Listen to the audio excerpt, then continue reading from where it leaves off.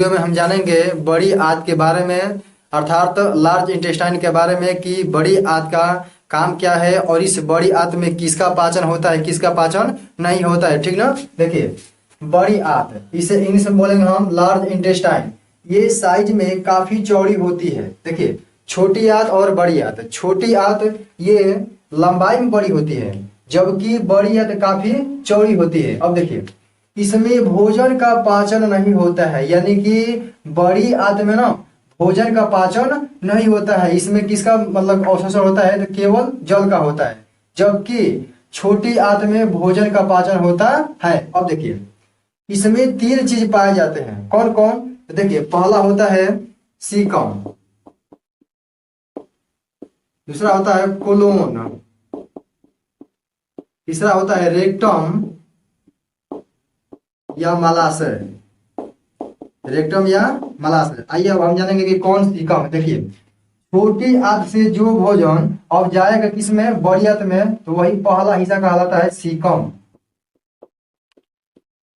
अब देखिए, कोलोन कौन कहलाता है? कोलोन। देखिए, तो सीकम के जो ठीक नीचे है ना, यह कहलाता है अपेंडिक्स। अपेंडिक्स, यह अपेंडिक्स एक अवशेषी अंग है। यह हमारे शरीर में रहता है, लेकिन अब यह काम नहीं करता। ये बहुत पहले मतलब कि पूर्वज लोग जब घास फूस खाते थे तो उस वक्त यह अपेंडिक्स काम करता था, लेकिन अब हम लोग घास फूस नहीं खाते हैं, इसलिए यह अपेंडिक्स अब काम नहीं करता है। इसलिए यह एक प्रकार क्या है, अवशेषी अंग है। अब देखिए, ऊपर जब जा रहा है ऊपर, इसे हम बोलेंगे ascending colon, ASCENDING, ascending colon. अब देखिए, इसे बोलेंगे हम ट्रांसवर्स, ट्रांसवर्स कोलोन। अब देखिए, अब ये नीचे की तरफ आ रहा है, इसलिए इसे हम बोलेंगे डिसेंडिंग, डिसेंडिंग कोलोन। अब देखिए, ये थोड़ा सा तिरछा हुआ है, इसे हम बोलेंगे sigmoid, sigmoid, sigmoid colon, colon. अब देखिए, कोलोन तक हो गया। अब ये रेक्टम या मलाशय, यानी कि ये वाला जो जगह है ना, इसे ही बोलते हैं रेक्टम, रेक्टम या मलाशय। अब देखिए, अब हम जानेंगे कि छोटी आंत, छोटी आंत से आ रहा भोजन ये सबसे पहले किस में जाएगा, सीकम में जाएगा। छोटी आंत के बाद भोजन सीकम में प्रवेश करता है। सीकम पेट में दाहिने ओर होता है। देखिए, सीकम पेट में कहाँ होता है, दाहिने की तरफ होता है। ठीक ना। अब देखिए, जिसके नीचे अपेंडिक्स पाया जाता है, यही है, ठीक नीचे है अपेंडिक्स। अपेंडिक्स हमारे शरीर में एक अवशेषी अंग है। अवशेषी अंग का मतलब ये होता है ना कि यह शरीर में हम मतलब हमारे शरीर में रहेगा, लेकिन काम अब नहीं करेगा, काम करेगा लेकिन बहुत ही कम करेगा। देखिए, यह सेल्यूलोज को पचाता है। सेल्यूलोज, देखिए, जो नोट बनता है ना, नोट 10-20 का नोट या 100-100-500 का ले लीजिए, वो किसका बनता है, तो सेल्यूलोज का बनता है। ठीक ना। यह सेल्यूलोज को पचाता है। यह जानवरों का मुख्य अंग है। ये देखिए, जो जानवर मतलब कि घास फूस खाते हैं उसमें यह अपेंडिक्स बहुत ही तगड़ा काम करता है, फास्ट काम करता है, लेकिन हम लोगों में यह अपेंडिक्स रहते हुए भी काम नहीं करता है। क्यों? क्योंकि हम लोग अब क्या करते हैं कि घास फूस नहीं खाते, इसलिए यह अपेंडिक्स अब एक अवशेषी अंग हो गया है। अवशेषी अंग के बारे में देखिए, वैसे अंग को अवशेषी अंग कहते हैं जो हमारे शरीर में तो होता है, यानी कि रहता है, लेकिन काम नहीं करता है, उसे कहेंगे अवशेषी अंग। देखिए, कौन कौन है, जिसे हो गया अपेंडिक्स, ये क्या है, अपेंडिक्स है, यही अपेंडिक्स। देखिए, दूसरा है थर्ड मोलर, ये दांत से रिलेटिव है।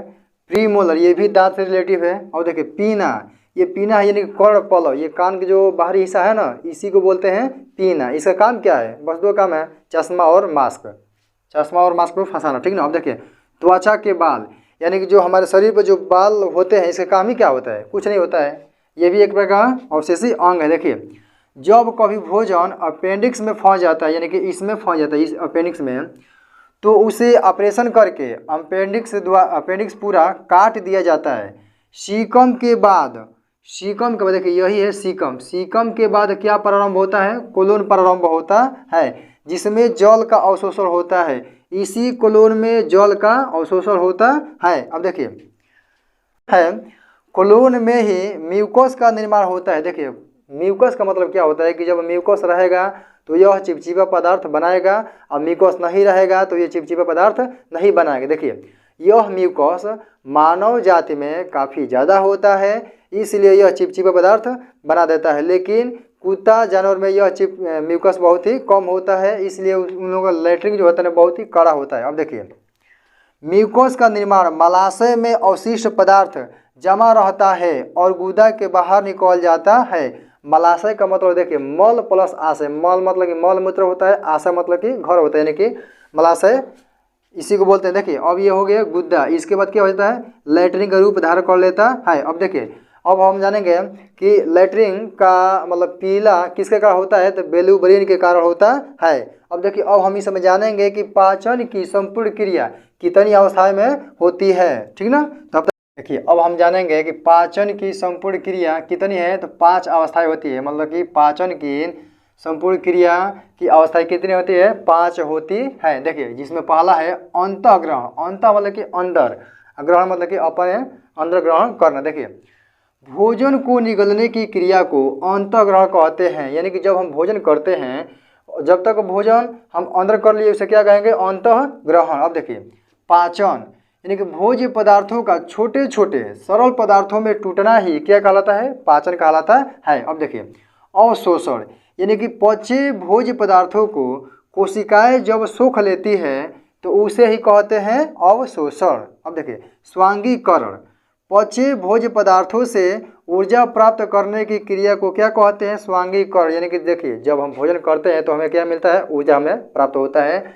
इसे ही हम कहते हैं स्वांगीकरण। अब देखिए बोले अब है मल त्याग, मल यानी कि मलमूत्र, त्याग मतलब कि त्यागना। अब देखिए पाचन के बाद बचे हुए अवशिष्ट पदार्थों को बाहर निकालने की क्रिया क्या कहलाता है जी, मल त्याग कहलाता है। देखिए इस तरह से हमारा पाचन तंत्र का मतलब कि बड़ी आंत समाप्त हो